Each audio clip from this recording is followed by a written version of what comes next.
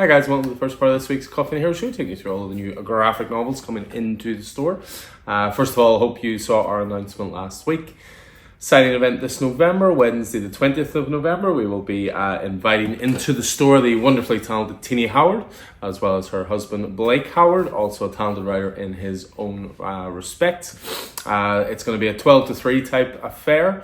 We're waiting on all of the posters, the leaflets, all the rest coming this week. Tini has said if it's busy, she's more than happy to stay around. But I'm really looking forward to it. We had an interview with her recently and released that through the podcast. Well, the first part's been released. Second part should be released this week. And a really talented writer, really passionate creator as well. So I think that event's going to be really, really good. It's quite cool because it looked like we were going to finish the year without a signing. And I try to do a signing at least once a year. And I've had at least 3 or 4 fall through this year at the last minute, which has been frustrating. But Tini to the rescue. So 20th of November, as I say. It's a new comic book day, so come down, get your new books, and then obviously we've got that signing event as well. But we'll move on to our graphic novels this week. Good selection this week of graphics. A couple of omnibuses in there as well, a couple of hardcovers. But yeah, plenty to sink the teeth into. So we'll kick things off with Elseworlds Justice League. DC have been releasing these Elseworlds volumes recently. You've had a couple of volumes of Elseworlds Superman, a couple of volumes of Elseworlds Batman, and then we're continuing on with the Justice League as well. So yeah, as ever with Elseworlds, heroes are taken from their usual settings and put into strange times and places, some of which have existed or might have existed, and others that can't, couldn't, or shouldn't exist. The result, stories that make characters who are as familiar as yesterday seem as fresh as tomorrow. So this one basically contains Conjurers 1 to 3, Flashpoint, the 1999 one, 1 to 3, Superman and Batman World's Finest, JLA, Created Equal 1 to 2, and Green Lantern 1001 Emerald Knights. Speaking of Green Lantern, we've got the third book in the Geoff Johns series, so Green Lantern by Geoff Johns, book 3. This collects Green Lantern 18 to 25, Green Lantern Corps 14 to 18, Sinestro Corps Special, Tales of Sinestro Corps Superman Prime 1, and Green Lantern Sinestro Corps Secret Files number 1. So again, continuing on with the Geoff Johns run on Green Lantern. Next up we have Captain America, Death of the Dream. So this is continuing the modern era epic collections. So more modern stories, considered classics, and nice long unbroken runs. So this contains Captain America 18 to 30 from the 2004 series, as well as 25 Director's Cut. You've also got Winter Soldier, Winter Kills, and Falling Sun, The Death of Captain America 1 to 5. So yeah, it covers 2006 to 2007. Next up, we have Captain Marvel. This is issues 6 to 10, so volume 2 of the current run by Alyssa Wong, Rory Coleman, and Jan Bazaludda. Captain Marvel soars to even greater heights, so book 2 in the Marvel run. Next one is one I personally recommend. I love this in single issues. This is one of the Scott the Scott Snyder books that was done during that sort of Scottober digital thing. Jamal Eagle on art, called Dudley Dotson and the Forever Machine. Have you ever wondered why all the greatest figures in history had a pet companion and if they were all running from the same mysterious threat? This contains the full run. Really, really good stuff. Really, really good all ages title, that as well. Adults will get plenty from it, but I think there's tons of imagination in it for younger readers. Next up, Adventures of Superman John Kent. So this was a 6-issue miniseries that spun out of Superman Son of Kal-El.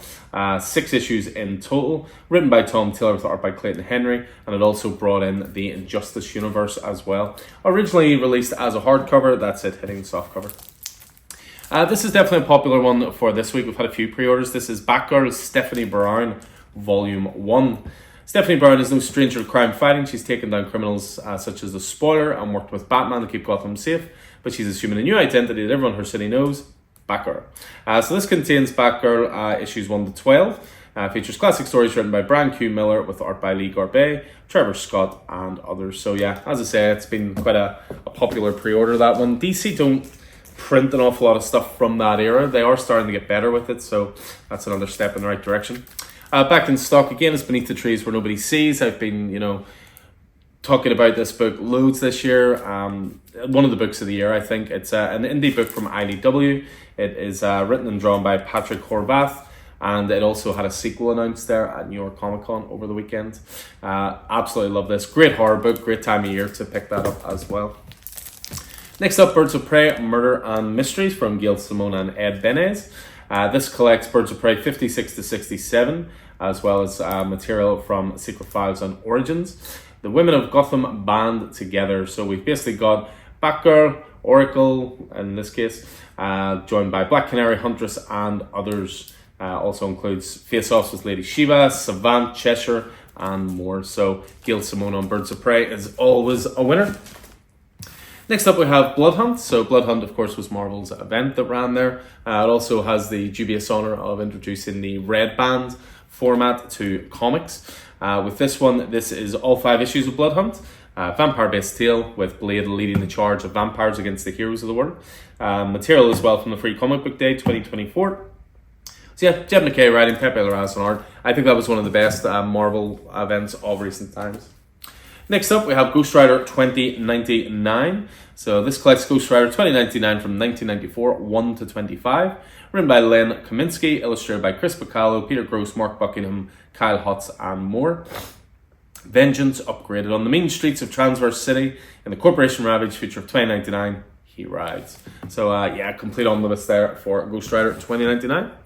Next up, we have John Constantine Hellblazer by Jamie Delano, Volume 1. This is pretty much Hellblazer from the start. So this contains the first 22 issues of Hellblazer, but then loads of other bits and pieces as well. So you've got the first 22 issues, as I say. You've got Hellblazer Annual, you've got Swamp Thing issues that cross over with some of the Hellblazer storylines, and the Sandman number 3 as well. A brand new forward by famed Hellblazer author Garth Ennis, a brand new introduction by Jamie Delano, the never-before-seen proposal for the Hellblazer series, the full script for issue 2, and many more never-before-seen wonders from the making of this series. He's a nasty piece of work. Ask anybody. So, John Constantine Hellblazer by Jamie Delano, Omnibus Volume 1. Next up, Epic Collection. We have Epic Collection for the Incredible Hulk. This is Future Imperfect. This covers 1992 to 1994.